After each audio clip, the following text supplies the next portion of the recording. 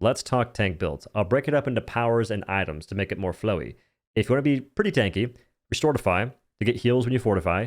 Hooves of Steel, small correction, take Hooves of Steel before Restortify if you can somewhat trust your supports. When you fortify, 50% of the damage you take is turned into shields and applied to your HP, increasing it to a new number.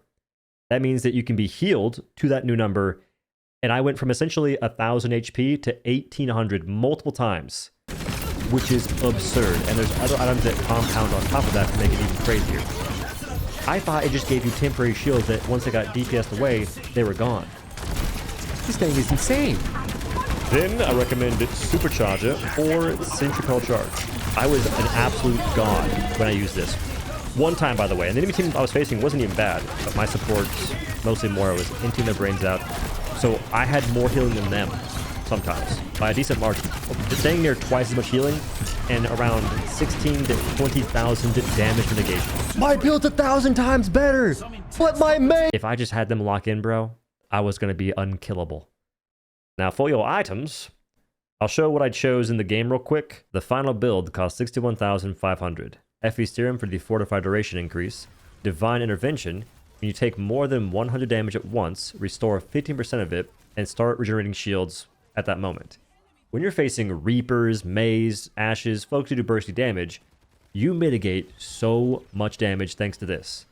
I was facing an enemy Orisa who also ran a tank build. I had this and they didn't.